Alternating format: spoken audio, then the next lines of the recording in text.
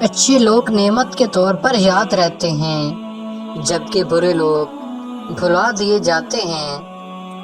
اس شخص کی روح پاک ہوتی ہے جو سخاوت کرنے والا، ظالم شخص کی روح بھی تباہ ہو جاتی ہے۔ اپنے اچھے حالات میں خدا کا شکر ادا کرو اور برے حالات میں اپنے اعمال پر غور و فکر کرو۔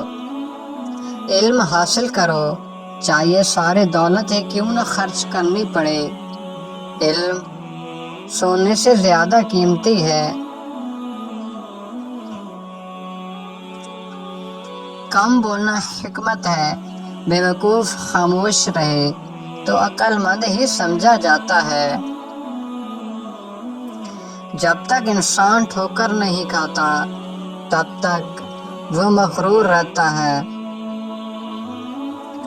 دوسروں کی خوشی کے لیے اپنے غم چھپانا بھی ایک بڑی نیکی ہے۔ مشکل میں کبھی بزدل سے مشورہ نہ کرنا، وہ تمہارا حوصلہ مزید ختم کر دے گا۔ لوگوں کی اذیت سے بچنا چاہتے ہو تو اپنے خوشی کی وجہ کسی کو نہ بتائیں۔ زبان کو ہمیشہ قیدی بنا کر رکھو، فائدے میں رہو گے۔ ایک پھل روز کھانے سے قوت باہ ہمیشہ برقرار رہتی ہے اور وہ ہے سیب۔